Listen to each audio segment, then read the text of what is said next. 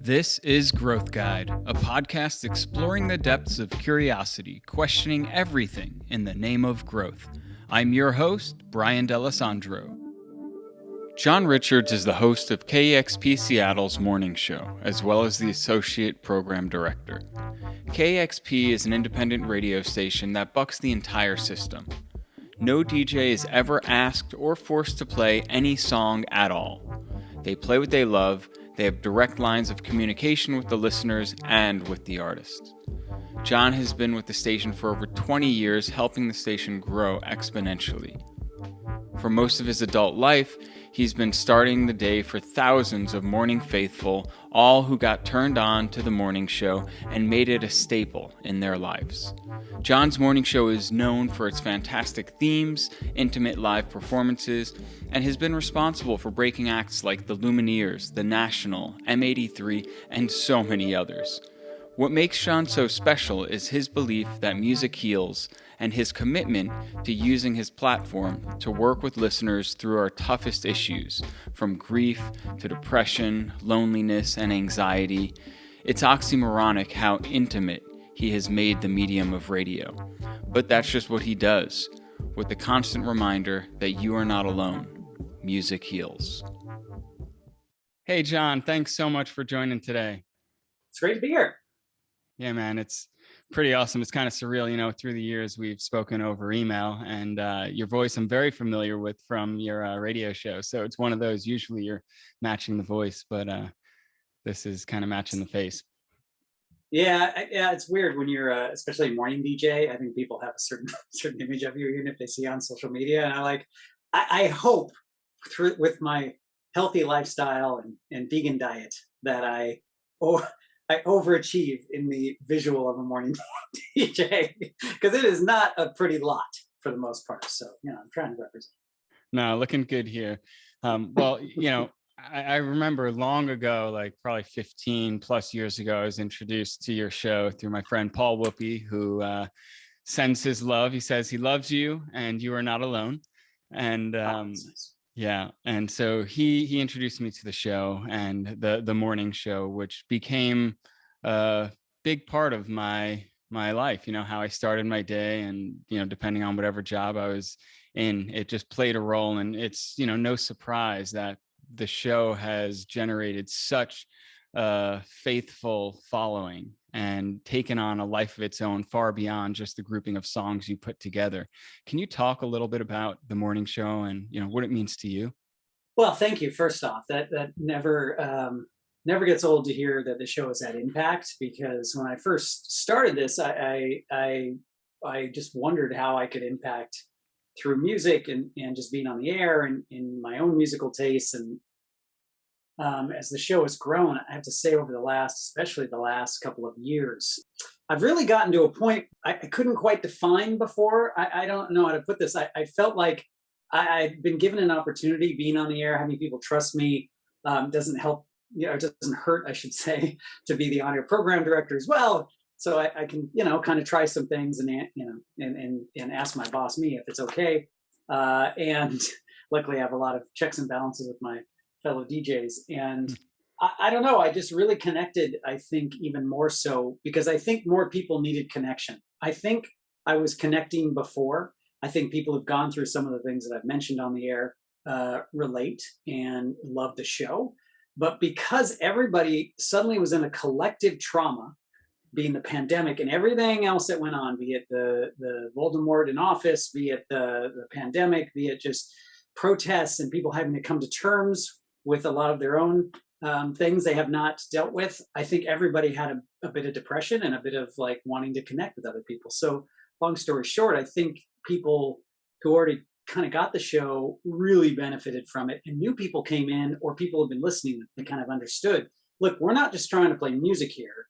We're trying to connect songs and emotion and make sure you feel like you're not alone. But we're honestly believe that when you hear music, when you hear it presented by humans, when you share it with others, that your life may be saved. You may be able to get out of bed that day, or a person may be able to deal with that grief that they're dealing with or will deal with, and name your personal issue or the bigger issue that you're trying to deal with. And I think it all came back to getting back to your roots of what you did when you were younger, when you were bummed, when you were depressed, when you needed something, you went to music. And you didn't just go to music, you went to your tribe, those people out there who like the same music, who went to the shows with you, who traded tapes with you, depending on how old you are. um, Guilty as charged. yeah, exactly. And that mixtape idea and the dude handing it to you, like, you got to trust that motherfucker. You got to trust him with that tape. Like, you don't just hand over it to, okay. But if you know who the guy is, or you know the girl is, the person you trust, you're going to listen to it differently. So in a way, that's what I've just been doing this entire time, is continuing to make a mixtape every day for my entire adult life, early in the morning. Well, and as you described that, let's not forget about how difficult it was for the person making a cassette mixtape, right? Especially if you were recording off the radio, you're listening on the radio, waiting for a song. And, just a testament to what you do in these infinitely more complex times to still get that across. But I love that analogy. And through the programming, you've launched so many creative themes, like the Mom Show, the Friday Show, which always hits the spot for me, 6 Degrees Day. And you always have this constant reminder of you are not alone, music heals. This unique ability that you have, and as you talk about it, to tap into these collective emotional truths that make the shows into forums. And that's such an accomplishment in itself, being that this is a radio show. And nowadays, good luck and big props to KEXP as an independent radio station that still allows the listeners to inform the show and that relationship to really live. But you've really, over the years, it seems like this has coalesced and gotten so much more deeper into these really important topics around grief, loss, depression, and celebration. I have so much respect and appreciation for this, because I do believe, as someone who's not musically inclined, as someone who can't play an instrument, I know in my being the power of music to heal and to shift energy. And making it so public and personal at the same time is just such an accomplishment. Can you talk about this journey for you and this focus of your work? Well, it has been a journey, and I think for me it was having to deal with it on the air live is what kind of changed it for me. It goes back a ways, but my dad died. I was going through my dad's death back in, God, 20 years ago now, when I was first really being a DJ. And nobody really taught me how to be a DJ. I remember going through an air check, and she was with me for like an hour, and she's like, "You got this?" No, but okay. And she left. I was like, "Well, there's your training." And so I kept thinking, like, how are people DJs, and how do and that my three DJs that I always looked up to were Marco Collins, who actually works for me now, who was over at the alternative commercial station at the time when you still could make a difference. Riz Rollins, who's at the station now, who creates these curated soundtracks that are like nothing otherworldly.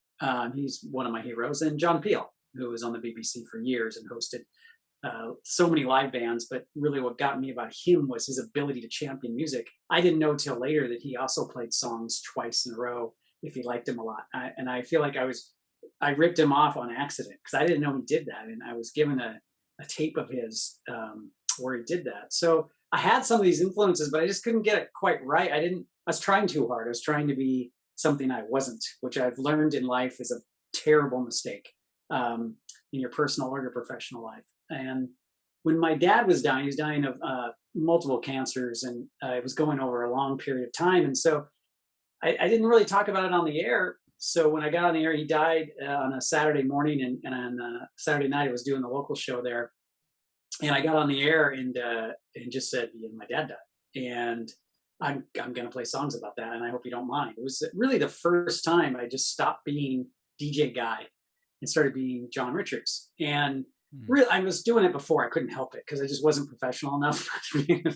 Nobody told me, so I just kept just kind of being me and making mistakes and like kind of living with them. And so when I got on the air and I saw the response, and it wasn't just, "Oh, I have response, let's talk about death or talk about like your personal life." It was just like, wow, I'm finally connecting to people like I thought you're supposed to. And so I started to open up more on the air. I was doing the morning show. And then when my mom passed, that was Mm. over a long period of time. And this time I talked about it because my mom and I were very close.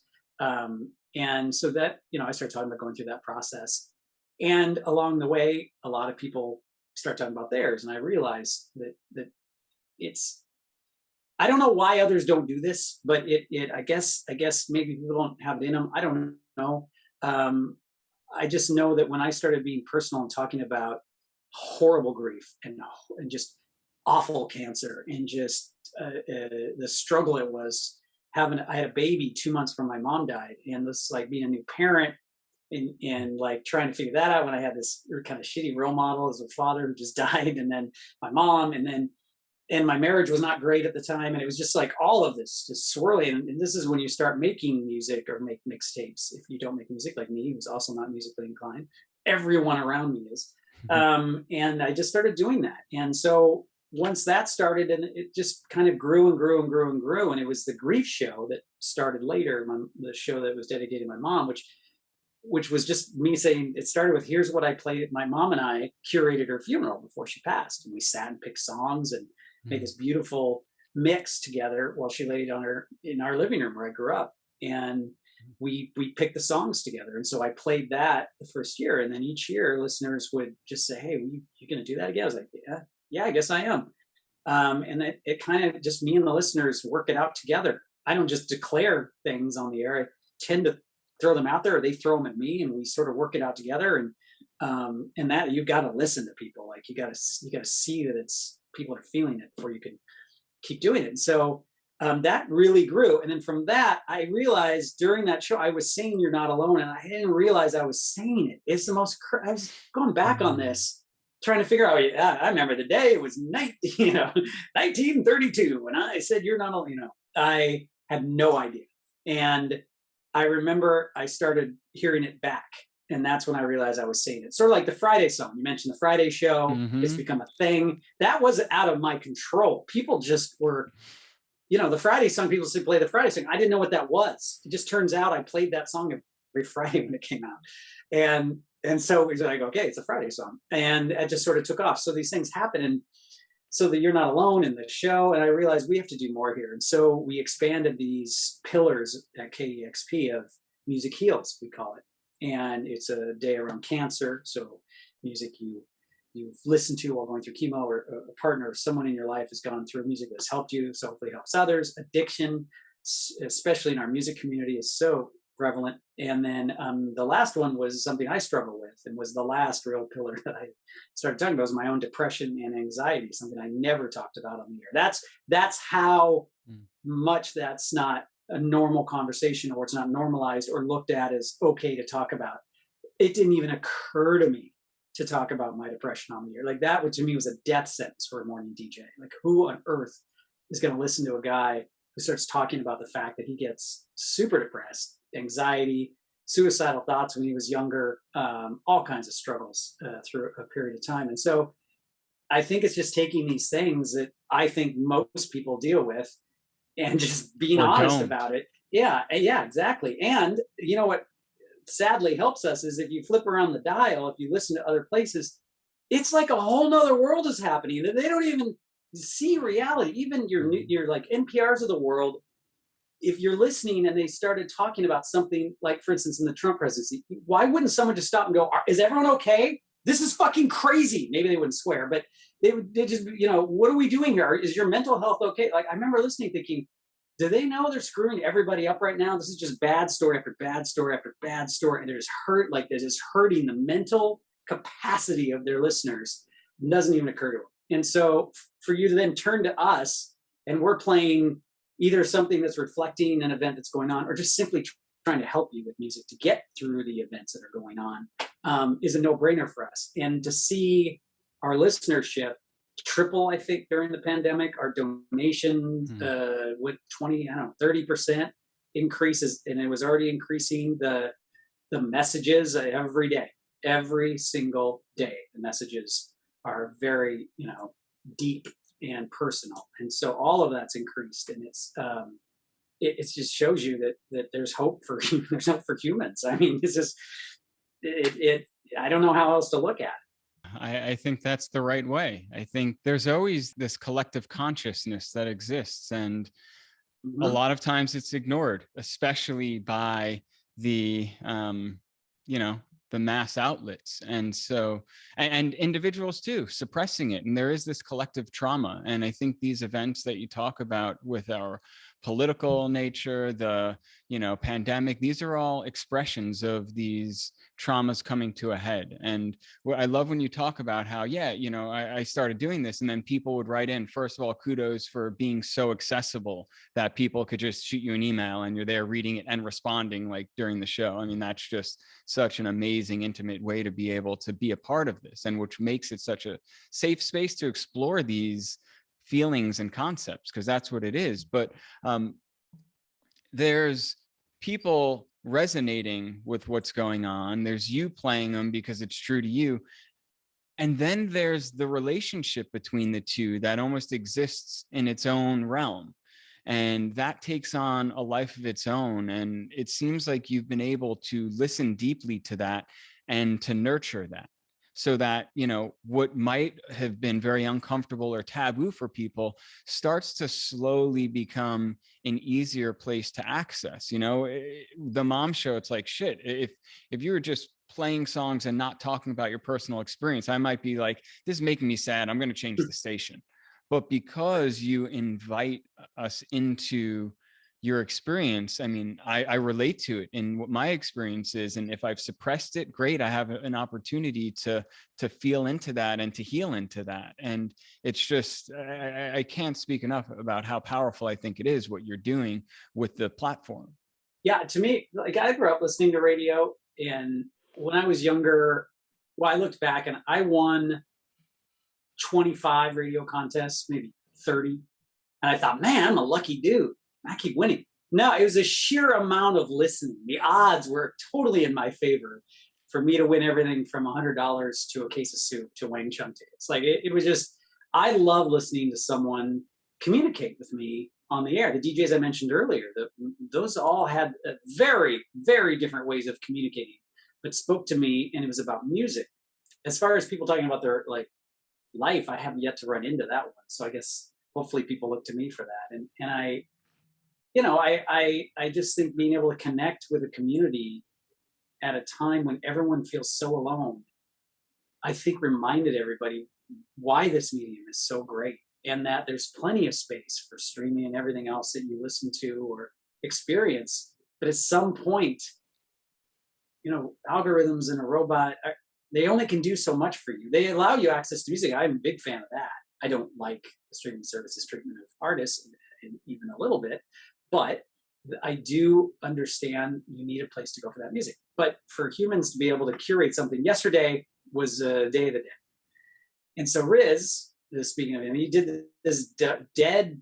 We don't play a ton of Dead for a public radio station. We are not playing as much Dead as you think. So he did this amazing 3-hour show of just mixes and samples and originals. And I remember it was just pouring rain here, this nasty Seattle weather, and even for our high standards of nasty weather. And I remember just thinking that he's connecting with everybody right now. And even if you never attended a Dead show, you care less, you don't tune into KEXP to hear the Dead, you're in. Because he's talking to you, he's telling you what it means to him, what like experiencing that music is. And I don't know, I think we're doing what radio was supposed to do. And I think people are finding it, which is crazy to me. Yeah, I think it's reflective of the time we're in and the need that Yeah. we're feeling. I think people feel more disconnected than ever. And Can I read you an email I got? yeah, You please. mentioned earlier, I got this morning. Like I say, I get emails every day, and I just realized I got a bunch this morning. Today was quiet. Tuesday's always quiet. Seventh best day of the week, as I say, which people think is a negative statement. But before I say, man, Tuesdays are fucking terrible. Like everything bad seems to happen on Tuesdays for me. And then I gave a rating of the week, and Tuesday is clearly the seventh best day of the week. So I was being positive. I love it. It's a good reframe. I know they keep trying to like convince me that Tuesdays are right. I'm like, I'm putting a spin on it, but if you look at my life, it's always Tuesday. So it's gonna be really funny when I die on a Tuesday. And I was like, wait, that dude told me it was coming. Well, no, actually, I had a very busy day. A lot of people wrote me, but here's a good example. So the mom show isn't for a little while, but emails have already started coming in. And is it okay if I read this? Please. a good example. So Aaron here in Portland wrote me. He said, I've been listening to KEXP and John for nearly 20 years, and my wife Annie was the one who introduced me to the Mom Show. Annie would listen and cry, and she discovered the show provided her a rare outlet for the small sadness that gathers in all of us. And exactly what we're talking about. Her father passed away in 2017. Her mother passed away in 2019. And after their deaths, Annie became one of your disciples, preaching the healing power of music, and she converted me. I started writing this letter in my head during your 2020 Mom Show while caring for Annie in hospice. We'd gone through 18 months of chemo to treat the cancer. When I realized your annual show was on that day, she said, turn it on and turn it out. It was almost too much for me knowing the path that we were on together. I remember Amy, my wife, who joins me on that show, commenting on the political and pandemic horror show that was the background of the usual life and death that continued for all of us, compounding our struggles. I finished this letter nearly a year later because I lost Annie in December. Now I'm trying to figure out how to think and talk about her and our lives together in the past tense. I wish I could tell everyone I know, I meet, every incredible detail about Annie, since I live still in awe of her. Music is an easy thing to talk about because music was a constant part of our life bond. Our shared love of music is certainly part of our attraction when we met. It felt amazing to discover new artists together and obsess over them and dig deep into older musicians we previously overlooked. Annie was an incredible hostess who really appreciated a good mixtape.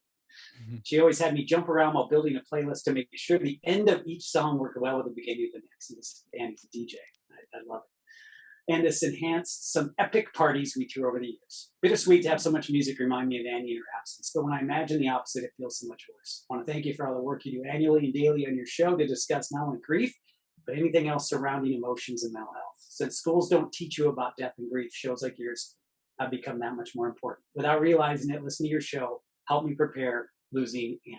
It's so important to share your own grief, if not publicly, then at least with those close to you. I'm lucky to have those friends and family. Not everyone does. So simply hearing a radio show as tender and vulnerable as yours makes us feel less alone. And then there's a really nice workout request at the end. So we get those every day. And it's, wow. It's hard to get through those. Yeah. But see, what we're talking about, you leave it to the people experiencing it too. They can describe it always better than I ever can too. And I'm always just in awe. You know, when we raise money, I read other people's emails. they get it. They get how it's working even better than I get how it's working. I'm just trying to make it work. They're telling me how it's working. Yeah. Well, you probably get it on the level of feeling, and they can articulate it into language. But I think that's part of the power of music. It's sure there's words that is woven in, but the emotional content of songs is far beyond anything we could describe. So that's powerful, man. I'm sure you get plenty of good cries in just by reading those emails. The kids ones get me. That's the one that I can't get through. Some of the partner ones, it just depends on how much you've read those. So like for me, like talking about my parents, I find that easier to talk about. But boy, a listener, someone introduced her husband to the show, and those are just incredible. And thank God, it's a third party that you can trust. It's like therapy in a way. I think about it. It is. I mean, there's a third party who listens to me and has good advice. And I think a lot of people out there see this as that. Now, my therapist is right. I've had to take care of myself because I don't have an hourly cutoff. I don't have boundaries that he has. I don't have training that he has, although one would probably look at the sheer amount of time. I probably have more. And then, and I don't, it's not like I bill people. So it's like, it's different, but I think for people just to, if they see a guy like me who I think can normalize this grief and depression and things like that, and see that some very small group who see it wrong will see it as, what's wrong with you? You got a great life. I'm like, well, that's what I'm trying to tell you. If you look at Chris Cornell or Kurt Cobain or any of these many people in my area who died, they also did, according to everything on paper. But what it does is it amplifies those things. It doesn't solve your problems, and you think they will. And so luckily, I never went into this thinking anyone would know who I am. So I didn't look for this as a solution to my own issues. I just like to talk about it because that way that even a guy who's got these amazing kids and this job he loves is still dealing with this stuff. So you can too. Trauma knows no I size or don't care. shape. It's no, Yeah. it's gonna exist in everyone's life in a different way. And no one's is, greater than anyone else's, in many ways. You said you were kind of thrown into DJing without really having a full understanding of how it was going to even work. How'd you find your way to DJing? Well, the mixtapes. I look back and people said, "You ever want to? Did you think you'd be a DJ?" It's like, no. Well, what, like when you're growing, I'm like, oh, I was listening to radio every day for hours and made mixtapes and pretended I was a DJ. Yeah, I guess I did. So I think somewhere in me I knew, but to find that path, I wasn't confident enough to. And so when I moved to Seattle, my brother lived in Seattle and I lived in Spokane, which is about 300 miles east, and he was sending me tapes. And this is the lowest point in my life I'd ever been, probably even in adulthood. I had to drop out of school. For a year, I was heavily depressed. I didn't know what depression was. No one dealt with it. And he started sending me tapes, and I was just like, this changed everything. And I eventually found my way to Seattle, where my brother was. And then I went to the University of Washington eventually, and somehow got in there. And the communications program, I just went into that. And then I realized this has nothing to do with what I want to do, but whatever. And there was a small station, KEXP, known as KCMU at the time. And I also started this is the only claim to fame the University of Washington I have, but I started the Ultimate Frisbee Club, as one does, with my brother. And biggest club sport at the University of Washington currently. Thank you very much. Nice. And we just happen, people on the team or have played are kind of like blown away by that fun fact because they have no idea. Like, no, I actually started that. There was no club. There was just like us 11 assholes who just wanted to travel around and play competitive Frisbee, and realized it was super competitive. So it could have got us in shape quick. So I was playing, the communications program sucked, and I fractured my ankle. And if those things, when you think about bad things that happen to you and there's this, silver lining or a door, one door opens, I tend to find that to be true. I was devastated because that's all I wanted to do was just play Frisbee and hang out with my buddies. And I couldn't even walk, so I couldn't work. The beauty of working at a restaurant, a coffee shop, you're like, I guess you're not working. So I had no money. And I was again, rock bottom, someplace where you need to be. So I took my little crutches and I went up 5 flights of stairs to the communications building, knocked on the door, went in there and just said, and I've been wanting to go. I just want to do something there. And it wasn't DJing necessarily. I just said, look, I'm going to keep coming back here until you let me do something. I have no experience. I just love music and I like the station, and I'm just going to keep hobbling back here until you let me. And this guy named Patrick Cohn, God bless you. He's like, yeah, so you have no production skills. I said, oh no, I don't even know what that is. He's like, all right, start tomorrow. I'm like, great.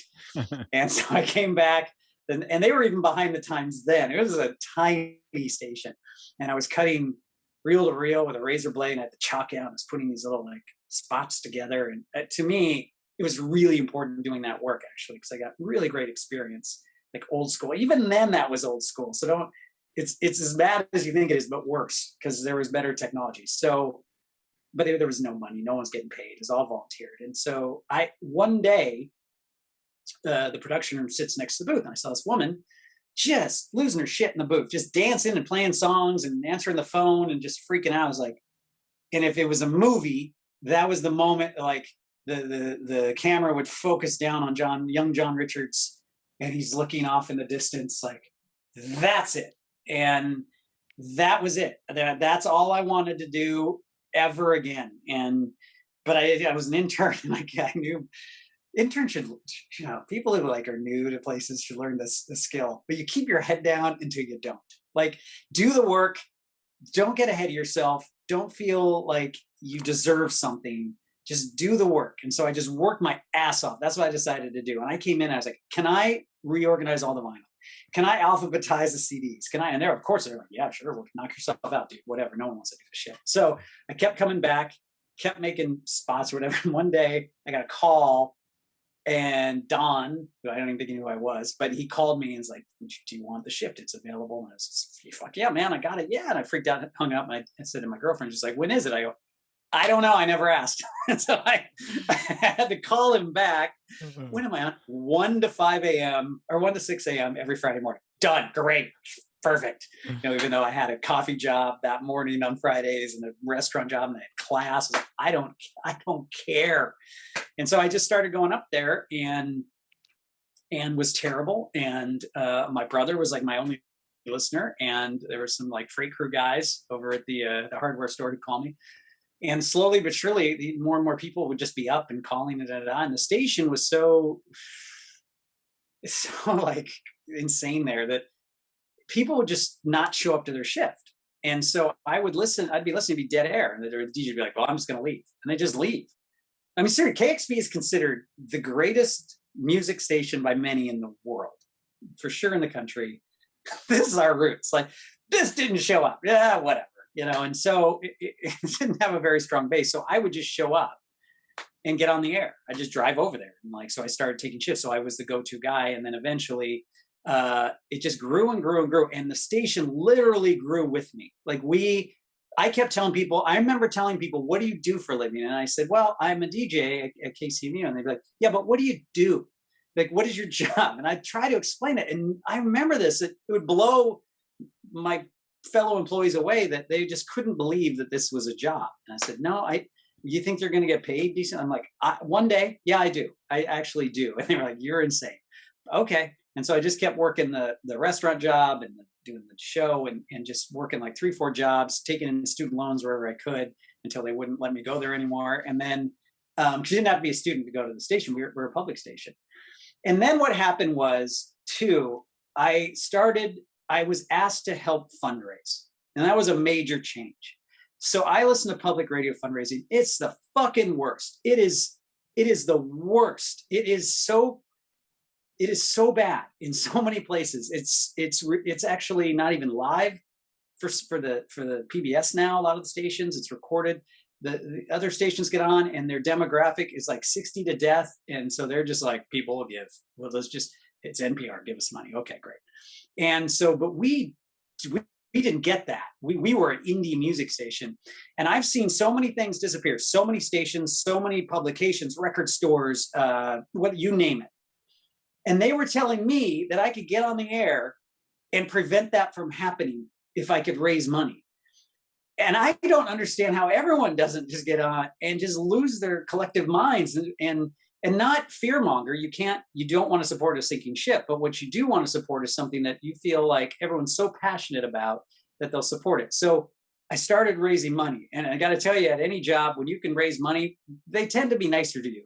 They tend to like, oh, well, this guy seems all right. We should probably. I remember we were associated with the big NPR station here. They were like our uncle. It was bad. It was bad as you can imagine. So you have the 100,000 watt NPR #1 station, and then their bastard cousins who just are running around causing trouble. And that was us. And I never met any of these people. They were the adults. And I remember the head guy over there comes waltzing in. And it's just like, I'm just blown away. You're just raising a lot of money. You're raising as much money as our show is raising. I just keep up the good work. Oh, yeah. Now you're talking to me, buddy. Justifying your expense. Yeah. Oh, I guess you guys are all right. And so I loved it. I loved fundraising. I love it to this day. I love connecting with people. I love that. I believe if you use a service, you should pay for it. I love that we're a gateway nonprofit that other people, I think, will give to us and give to others because they feel so good. And so it all just sort of and then it just grew and grew. And clearly the fundraising and people understanding they have to support something they love for it to survive. It's like a restaurant when you say, oh, that restaurant closed. Oh, yeah. When was the last time you were there? Oh, I don't know, 2 years ago. Mm-hmm. Okay. Well, why do you think it closed? Of course it closed. So to me, it's just to be able to do that while the station grew, and we had to fundraise more to create an infrastructure. We got help along the way. And as the station just suddenly took off, I was at the front of it and doing the morning show, and it just all kind of, it's like a perfect storm. And I like to sit around and go, well, I told you that's what's going to happen. But I mean, I didn't know exactly how it was going to happen. I'd love it if I had. I wouldn't have been so stressed out for so long. But I need to write a book about it because the entire story is insane and could only happen in Seattle. It could only happen at our station. I don't think it could happen anywhere else. I just don't. You had to have a perfect storm and a weirdo like me apparently around at the same time. And I'm some dude who just showed up from Spokane 100 years ago with like his clothes in the back of his car, like crashing at his brother's place, who just loved music. That is how I was qualified when I got here. I just like going to shows. That's a long answer, but that's a better answer than I usually give. You got a good answer. One thing I'll go back to is you said like KCMU, this is considered one of the best radio stations in the world. And these were the roots, as if it was a bad thing that like there'd just be dead air. At the same time, I think that was probably part of the testament to that. Look, nobody was being forced to play a shift because they weren't getting paid. So that air was there for people who were truly passionate about filling that air. So when you heard that it was dead air, you were like, cool, opportunity. Yeah. I'll get in there. And so, I think from how you describe the progression, it seems to have allowed people that have just really cared about the music. And from listening to many of your fundraisers for the show, it's just, it's pure passion and energy. Like the way you guys as a station are raising is by sharing your passion. It's not like the guilting or just, kind of selling people on committing money. It's about reminding them of what's so special about it. And so I think that's, a testament to what's been created. And it's like 10% guilt. It's like 10% guilt, 90%. There's no shaming. It's 0% shaming, but it's like telling hey, this kid just gave his allowance. Come on now. that's all you have to say. Like an 8-year-old just gave us $20 and then dead air. Like, hello, come on, adults. You don't have to give. Don't worry. The kids will. Yeah, it's cool. The kids will take care of you. Sure. You've left them such a nice world. That's the least you could do. That's the guilty part. Well, one of the things that's also really cool about the station and about your show is the intimate relationship between you and the listeners doesn't just stop there. There's also this intimacy with the bands and the artists. How did that come about? And I'm sure for you, like, damn, when you first started having live artists in, what was that like for you? It must have been such a trip. Like the first artists in our first studios, you couldn't see them. They sat behind you in this little booth. I remember Mary Lou Lord was the first person I had on the show, and she sat on a turntable case behind me. So you turn around and you were like that, like behind your shoulder, and it was awful. And I started using we had a little space in there, and I had Damien Gerardo up. And as we first recorded on the fly my theme song, which I have a new version of from him, but he's been since the day he was like the first band. He put like people together, and we had a session. And so the station just didn't see a way to have live sessions. It's kind of crazy to me that we're so known for that, and it was so hard to get started. But when we moved into Dexter and Denny was what we called it, and it was when we left campus, and that was in the year I think 2000. And we had it was an old radio. It was 2 old radio stations. It was a classic, screwed us up too. Half the station was the classic rock station. That was a country from one of the many corporations that own multiple stations.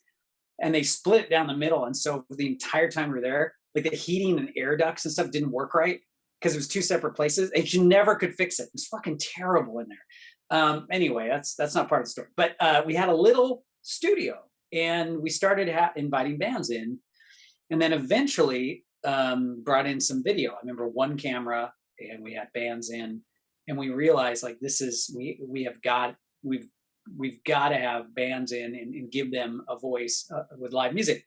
We just didn't realize for the most part other stations didn't have live acts like that on playing long sets because people tune out, and they do. That's a fact. It's actually a ratings killer. But for us, our thought was that's the same reason public stations who play music do news on the top of the hour, because they don't want you to tune out. They want to keep you in with your news headlines and play music. But for us, it's like, I am not going to play Sigur Rós into Radiohead, into like the Chemical Brothers' emotional set, and then it's fucking news for 5 minutes to depress you, and then you come back. And so we just decided with that and with the live sessions, okay, if you want to tune out, we accept that. We just hope you'll respect us enough to come back, and that you respect that we're trying with these bands. And that is what we experienced. We were willing to let you go instead of just being like, we're just going to make sure you never go anywhere else. And it turns out that formula worked for us because we felt it was too important to play live music. So that grew, and the video started coming and going, and it started to become a big deal. And the famous lights started. We put Christmas lights up because we had no money. And then we put like aluminum foil. I remember like Scott and Jim, these other amazing dudes, at our station, still with us. Kevin Suggs, our engineer, who's a fucking superhero. He, our small crew started putting up these lights and like making it work with the very little budget, and it started to take off. And so when we were building this new home that we sit at, the entire building was built around the live room. So the live room is the center of our room and the center of our building. It's the most important thing besides the booth, and everything kind of built out around that. And we even saw, I remember seeing Jose Gonzalez's van when I pulled up at like 4 a.m. He's crashed out in our parking lot. Or, Macklemore and Ryan Lewis, and they finished the record coming by and like early in the morning, just knocking, and then they have nowhere to go, and so they just kind of hung out with. So we had all these examples of artists being stuck. So let's build a green room so they can just hang here and be treated with respect and have a space to hang out. And a lot of people tour from far away, so they're in Seattle, they got nowhere to go, and they can hang out here. And so we put a shower and a washer and dryer in there. Actually, I think Pearl Jam helped pay for that as a donation. And so this room they can, and a space for all their gear, and they just hang out. We got a back line where we didn't before. Our old back line in our old building was we couldn't store it anywhere, so we'd have to store it in people's offices and in the women's bathroom and down the hallway. And so when the fire department would come and do their inspection, we'd delay them in the it's very, I think, illegal. We delay them in the lobby, and then we'd move everything as they were walking. We'd keep moving gear around in different places. I mean, we did everything we could to make it work. And then in this new home, because people were so generous and we were able to build this, and we went on a 3-year campaign, the entire thing just sort of centered there. Because what we realized is we owe it to the musicians, because the entire station is built on their work. That is period. Our job is only to get their music to you and you to their music. We're just the thing in between to make sure that happens. So what can we do for artists who get very little respect or support? And so for us, it was build the best building possible, give them the best experience possible, give them the best live session they could possibly have. And no matter what, if Run the Jewels comes in, or the National, or David Byrne, or the band who has a demo, they've never released anything, they're in on our local show on Saturday night, they get treated the same. They get treated with the most respect possible, the best sound possible, the best support possible, videos of their performance. And so you put everybody on the same plane and just put it out in the world and let others experience it. And in turn, the marketing that these bands allowed us was huge. We don't have a marketing budget. We have $0 for marketing. So they're our marketing. So it wasn't why we went into it, but they really are the ones, and their music and them telling others in their live sessions have told people about the station. So it's really like, it proves that if you put it out there and you're kind and you support artists, it'll come back to you. I wish there was more of that. Look at Bandcamp. Like Bandcamp they're my hero during the pandemic. What they did was that they believed in the musicians enough to actually let them get paid. And now everyone supports Bandcamp that I know anyway. So. Yeah, it's amazing how you guys, KCMU and KEXP, have seemed to have intuitively cultivated this culture and tapped into these things where, even if you went off to build something with that awareness of it, it probably wouldn't work as well as it has for you guys. And I mean, KCMU launched, they first played Nirvana, right? And you've broken acts on the airways like Lumineers, The National, and M83. What is your process for discovering new bands, and what does it mean to you? Oh, it's funny that the other day it was one of my favorite discoveries. It was, again, just pissing rain here, and I had to take my youngest to soccer. So I took him out to soccer. This is not my process necessarily, but I have to tell you the story because I love it, because it hasn't changed so much. We went out there and I'm like, fuck this, I'm not sitting out in this rain. Good luck, son. And so I went back to my car, just close to the field. And whenever I get a chance, I listen to music. But every chance I get that is free to me, that is when I listen to music. I have many responsibilities outside of the show, so I don't get as much as I'd like. So I sit down and I have this I still get shit tons of mail. Like I have like 500 CDs. I don't know where they come from. They're still coming in. I would just send me something, but whatever. In my email. So I get this message, it's at the top, and I usually dump into a folder, and then I try to work chronologically, and I'm like a month behind sometimes. Anyway, I get this message. It's this Russian guy, and he just writes me the nicest message. He's like, my name is, it's kind of broken English, and I made my first album in English, and I'm in Moscow, and he just kind of jokes about their awful country and like how hard it is here. And he said, we've discovered KEXP and we feel like you guys are the light in it. Could you listen to my song? And I'm going to listen to this right now. This is a great email. And I'm guessing this is going to be probably not great. And 90% of what I'm sent doesn't quite make it to the show. It was amazing. It was like this 7-minute M83 meets Pink Floyd moment I had in my car. And I thought I was just tired and stuck in the rain and just it was like when I discovered the Lumineers. I thought, I'm just off. This is too good for the story. Like the Lumineers was a demo sitting on a pile of demos. And I literally told my assistant at the time, it's fucking 5 a.m. It looks like a kid had set up a CD fort in my office at the time. They were everywhere. I'm like, this is ridiculous. I have got to find time. I go, I'm going to listen to this CD on the top of this pile. And if it's good, I'm going to listen to all of this. If it's bad, I'm just going to throw it all away and start over. And it was a fucking Lumineers CDR sitting as the first. And I put it in and I went, and ho hey is there, it comes on, and hey ho hey. And I was like, this seems really good. And I turned to her, I go, am I crazy? And it was short. It's a short song. It's like 2.5 minutes. And she said, no, that sounds pretty good. I go, no, let's listen to it again. There's no way. It's too short to make a decision. And so I played it again. I'm like, no, this is pretty good. I think that I have to listen to all this. Like, oh my God. And so when I put it on the air and played it twice in a row, I told the story. It became famous because I kept doing it 2 times in a row. And it took off. With the Russian band, it was great. I got on the air the next day and I just told the whole story. And I read his email word for word. And it was so sweet. And so you're already like, oh my gosh, pulling for this guy. And I know people are thinking the same thing. Oh God, please be good. Please just be average, you know. And you know, I don't know, dozens of messages came in. They love it. I just heard from another band this morning, another Russian band, have not been able to get their music out. They made it 5 years ago and they've never premiered it. And it's actually pretty good. So tomorrow I'm going to make the 5-year premiere of this song. So it still is like the old school. It's still like what happened with Nirvana. Kurt Cobain came by, he finished a 7-inch, he dropped it off, he talked to the DJ, he handed it to him, he walked off, he took his car to the edge of the U district because our wattage was like 10 watts. And he just assumed we'd play it. And that's insane if you know radio. Of course we're not going to play it. So he gets on a payphone and he calls the DJ and says, you're going to play Nirvana? And the guy's like, are you the guy who just dropped that off? Yeah. Yeah, we're going to play it. And so they played it. And that's how Nirvana got heard for the first time on the radios. And that hasn't Fleet Foxes or Head in the Heart or so many different bands. The National first played on my show, as you mentioned. It's hearing it, having the people who have the ability to identify something that they love, but that everyone else may love as well, and taking chances and taking 10,000 chances a year, whatever it is, 40,000 chances probably. And then maybe 1% of that becomes massive or like everyone responds to it. So it's, you do it over and over again. And sometimes things click and you know it will. Sometimes like Lumineers, I knew it was like, oh my God. Then you listen to the record, like these guys can be huge. You knew right away. The National had something, right? M83 definitely had something.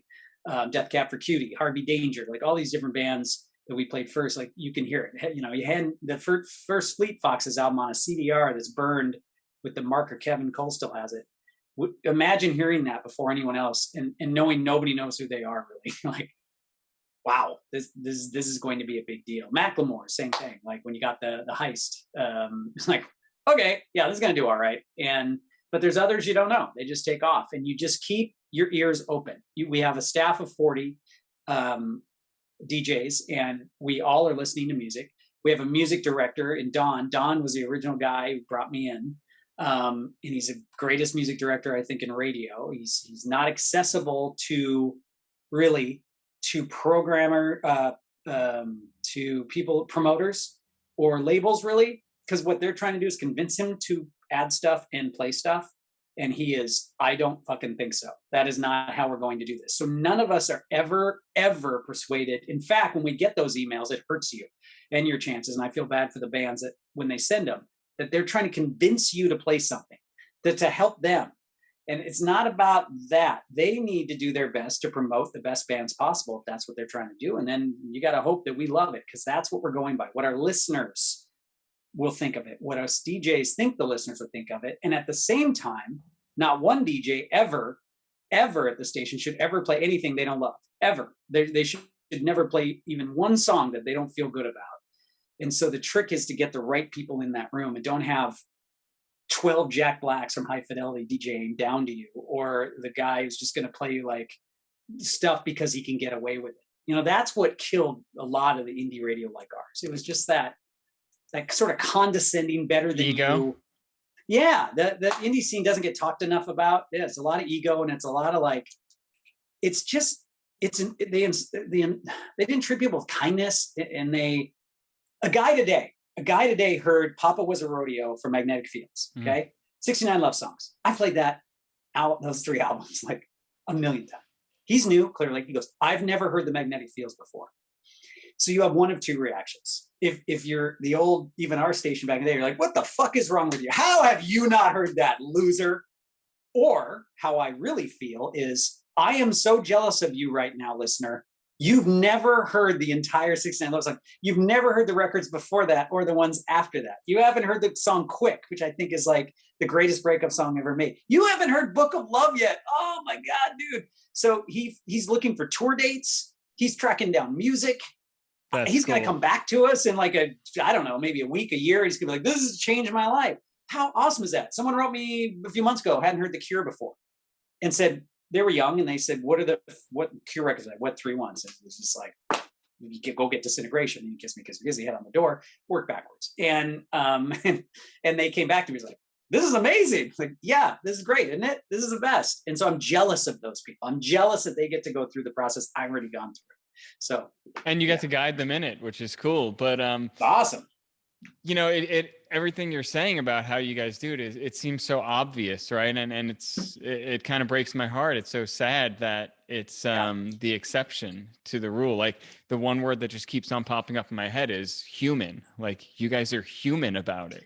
Yeah, the other stations we keep learning won't play hip hop, and their answer is, I mean, I have some thoughts, but their answer is, well, our listeners, they won't want to hear hip hop. That any hip hop seems a little racist, by the way, first off, but secondly, really, you can't. Kevin told me about a room we was in with public radio conference, and they were asking who was playing Childish Gambino, America. It's like that was the best song, best video of that year. Nope, not even. I'm not even. I'll die on that hill. That was like unbelievable. He raises his hand, nobody else, and we're talking major stations here. And they just said, no, we don't really play hip hop or punk. We won't play punk. It's too loud. The listeners will change. Like, I don't think you respect the people. You need to educate your listeners and bring them along. You know, you're not going to play hip hop. You're going to play De La Soul, because that falls into that category. Like, you're never going, okay, all right, sure. There's a new Tribe Called Quest song. You're just going to skip out on that. Big Daddy Kane on there. I played it today. It was fucking great. Out of their old song, Tennessee, because someone requested it. How is that possible that you don't trust people enough, DJs or your listeners? Public radio, for the most part, because commercial radio is gone. Like, there's no hope there. So I don't even bother going down that road. It is decimated. This is the worst. It is. I've tried listening to it lately just to make sure. And it's actually 10 times worse than I thought. I thought I didn't realize that all the really local like humans were gone. And so then public, you go there and they have lists. For the most part, it's lists of songs. There's you get to choose from like this 100 songs. I don't even know what it is, where we don't have that. We just have sort of a new music rotation and old music, and there's just like a rough understanding of what we're trying to do. Half your show-ish should be newer, half of it should be older. But like today, 1 hour was pretty old, the next was super new. So you have to trust your listeners. That's it. You have to trust your DJs and your listeners. That's it. I don't get it. People just get in their way. It's just dumb old white guys getting in the way of everybody else, like usual, saying this is how it's going to be, and I don't trust anybody else. And I think if you boil it down to the core, their currency is fear. They're afraid that listeners are going to change the station and they're going to lose them.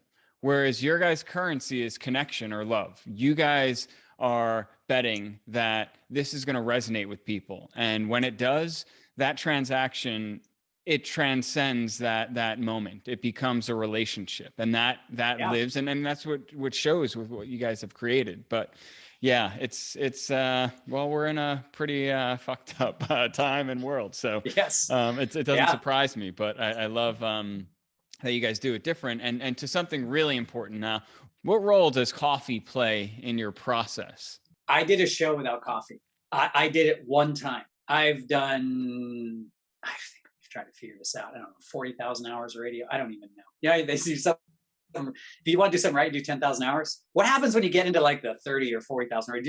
Does it come around? You start to suck again, or do you get really good at it? I haven't quite figured it out. But the one show, because I was trying to cut back because I had a stomach flu earlier, and I remember choking this coffee down. Like, I'm gonna throw it up, and I'm addicted to it. So, and I did. And so I thought I really need to cut back. So I just, being me, I just made a decision like, well, I'm going to do that today. It was the worst show I've ever done. I was in so much pain. Now, granted, I was coming off of caffeine. I don't have other addictions, but coffee I drink every day. So it is everything. It is when you go to bed, like, and I don't want my day to end because I have busy days and I want to hang out with my wife Amy and or stay up. And I've never really been able to stay up on weekdays. And when I do finally go to bed, or when I'm going to bed and I'm bummed about it, there's two things I think about. The first one's coffee. It's not the music. It's I'm going to have a hot cup of coffee tomorrow and it's going to be amazing. And then the second one is, oh yeah, and I'm going to play some music for people and get, make this playlist. It is everything. It is comfort is what it is more than anything else. It is like, it is my companion. I live in Seattle. That does not hurt that I love music and coffee. I don't know chicken and the egg, but I've always loved coffee and music. So I don't know. I didn't always live here. So it plays such a role. And and my producer and I joke about the 9 o'clock. So my show is 7 to 10, and the 9 o'clock coffee is just the sad trying to force this good thing to continue like anything else in life. Hey guys, one more drink, or I'm going to go on one more run down the mountain. That's always when I fall and, break my leg or whatever. I just have the worst run. I snowboard and it's like, one more, just one more. I know I'm tired. Every time you force it, it's not good. It's kind of good. Until it's not. Until it's not. And so you force this burnt, terrible, and you're already caffeinated out of your mind.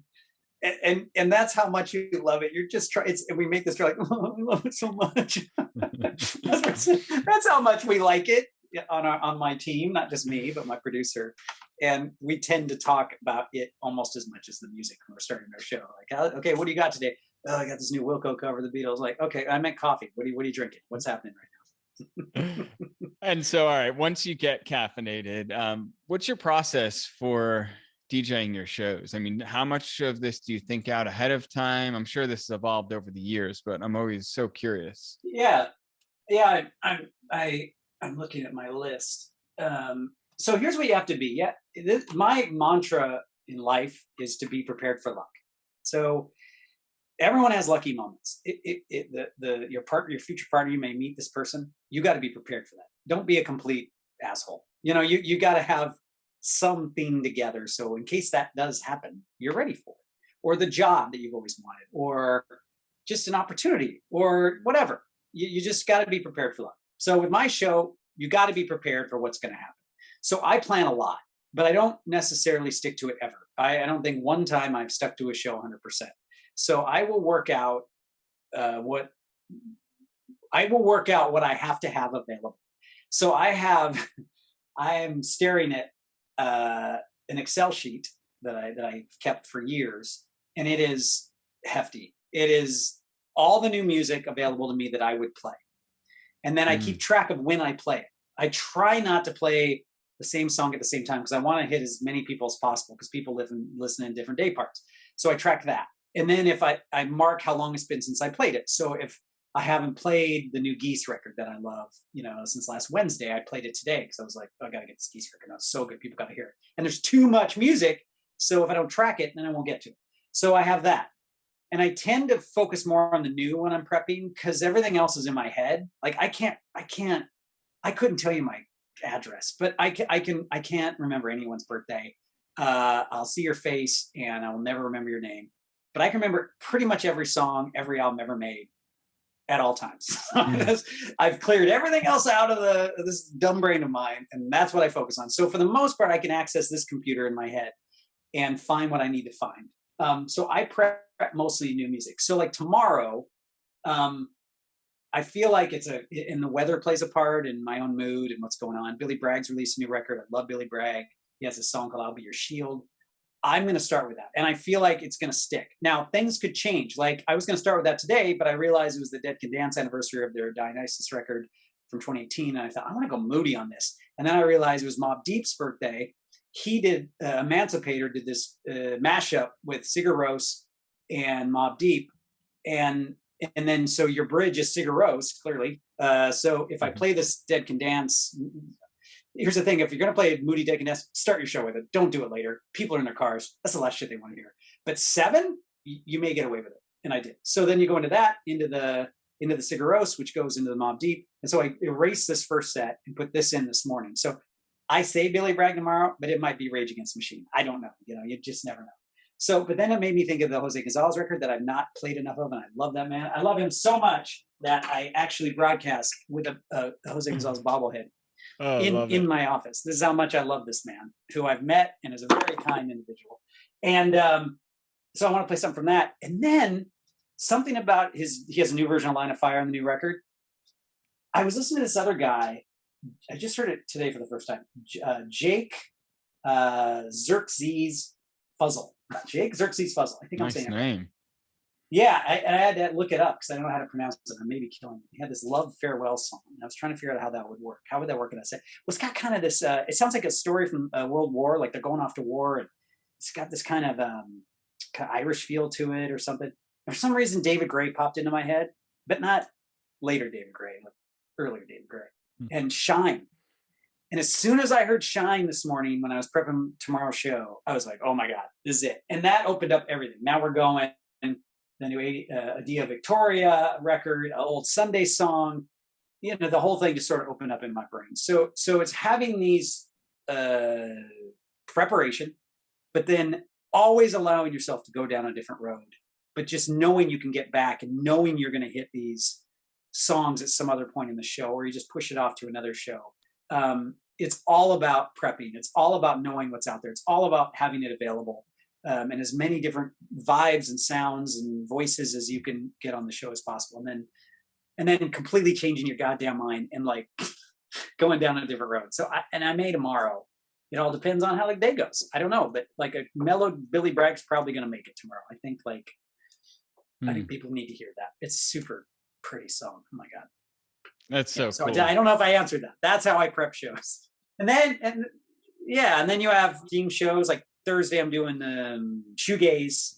Morning, I've got this very scary document that's like 1,000 songs I have to dig through to find which ones I'm going to play. And then the following week will be the mom show. And then you kind of figure out how much is my music and how much is going to be a request. Friday, I can walk in here with like, okay, I'm going to play a national language song and then we're good because it's going to be 1,000 requests. And you have the Friday song set aside somewhere else. Friday song.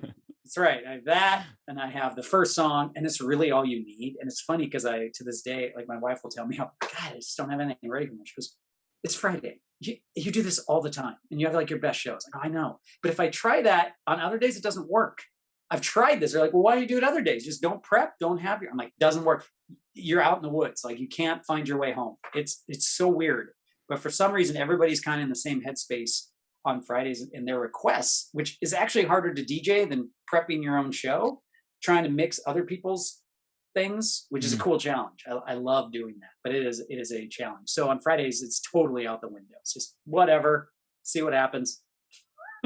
Well, yeah, I guess, Friday is a day where there's that collective energy. Everyone's tapping into the excitement. Yeah. So it makes sense. All right. So switching gears a bit here, we've spoken about the healing power of music. I'm wondering if you've experienced any like sound healing modalities, like Tibetan singing bowls, gongs, chanting, humming, kirtans, any of that stuff? Most beautiful music I ever heard my entire life was when I was in India. And we were up in Dharamsala. And we were with a monk, a friend of ours, Lama Tenzing, that's a whole nother situation. That dude is my hero. And again, it was like a movie. I was sitting out on the sort of this deck and having an amazing breakfast. And I just heard the long, I forget the instrument's name that the monks use, the horns that they're like this big, twice the size of my car. They're almost like the Ricola horns. Yeah, exactly.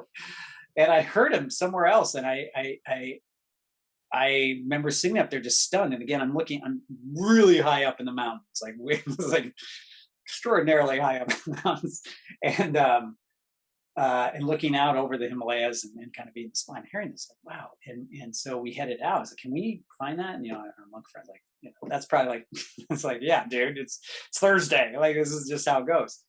So we walked around, and they were outside of it was like their history center of Tibet. And they were out walking and playing music and sort of walking around, and then they ended there. And so we ended up there because he was going to take us to this very terrifying and sad history, but also illuminating. And they're all out there playing those. And I stood there just weeping like a baby. It hit me in a place in my body that I have never experienced music before. It's not just what I heard, it's where I heard it and the passion at which it was played. I meditate in silence. I try to every day. Sometimes I have guided meditations, but the silence for me is so. I run mostly in silence, which blows people's minds because I make running podcasts. And they're always asking me, like, running is a movie meditation for me. So I don't always listen. I sometimes do, but I like the silence. So for me, I've had those moments. In when I've gone to, when our monk has been here and we've done meditations, he'll do chanting. He'll read his book, no idea what's being told, but I'm sure it's thousands of years old and very important. And he's humming this, chanting this while we're meditating. And it had about the same effect as those instruments did in India. It just hits you in a place that you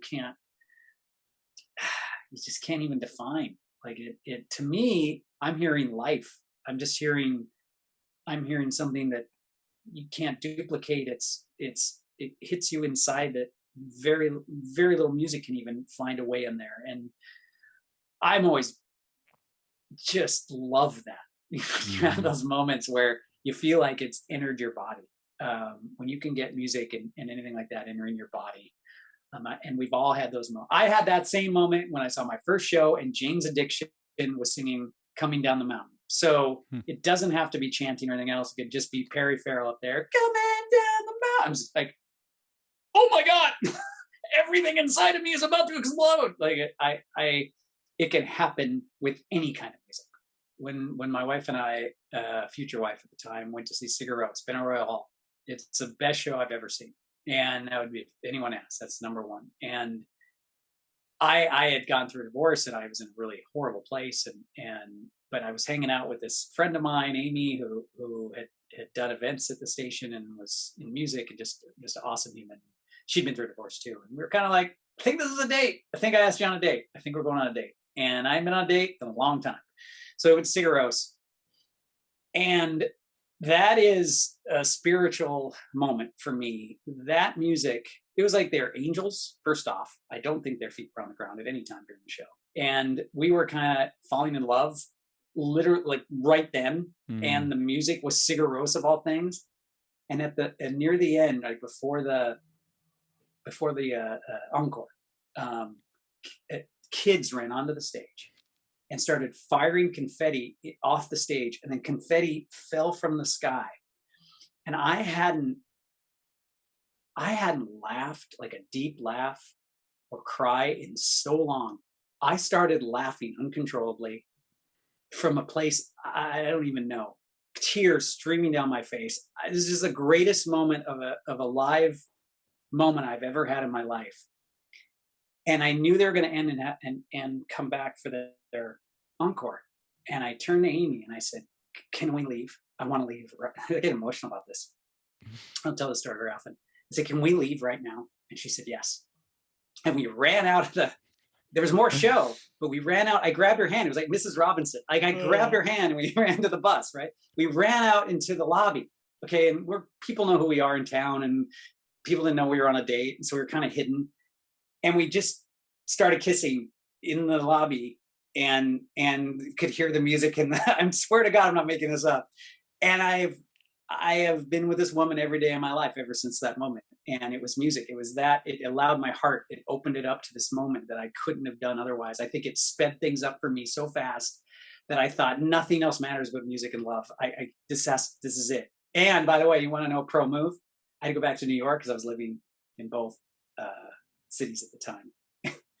I stayed there that night, and I grabbed confetti, and I left a piece of confetti on the bedstand, and had to leave the next day. She was like, that was a sweet move. I'm like, yeah, I didn't think I had it in me. That I thought enough to reach down and grab a handful of this confetti and shove it in my pocket. And then I just laid it out there. I was like, goodbye, sweet lady. That is epic. Oh my God. So I am a big Sigur Rós fan, needless to say. Dude, and a big Amy fan. I am. She has made me a better person. That is for sure. She's allowed me to find myself, which is the best thing you can do in a relationship. Well, that's one of the best, if not the best first date story I've ever heard. And I think it's a perfect one to wrap on, John. This was so much fun. Thank you so much for sharing and for everything you do for so many people. Yeah, man. It was great talking with you today. I appreciate it. Thanks for joining us this week on Growth Guide. A big thanks to our sponsors. This episode is sponsored by Project New You. I'm a huge fan of their Nitrovite nootropic brain supplement. It's helped me to develop laser focus, a better memory recall, and motivation. Nitrovite has helped me in launching this podcast amongst completing many other projects.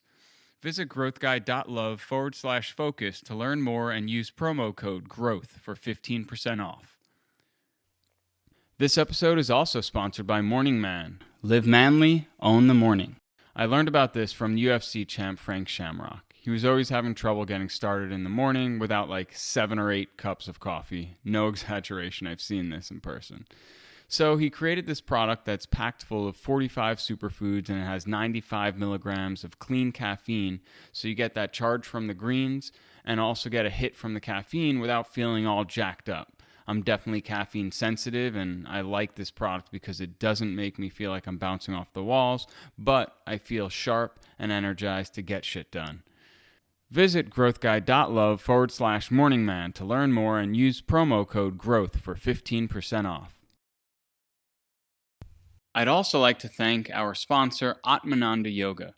You guys have got to check out their yoga alignment mat. I've been using this for a long time. As you know by now, I've studied and trained with them as a yoga teacher, and the mat is incredible to deepen your practice and to ensure a lifelong injury-free practice. Visit growthguide.love/alignment for more info or to buy. Be sure to use code GROWTH at checkout for 15% off. Make sure to visit our website, growthguide.love, where you can find freebies, exclusive content, and subscribe to the show so you'll never miss an episode. If you found value in listening, I'd really appreciate a rating on iTunes. I can't tell you just how important this is. Or spread the love. Tell your friends, your fam, heck, tell your spirit animals. And follow me on Instagram at growthguide.love. Be sure to tune in next week for our newest episode.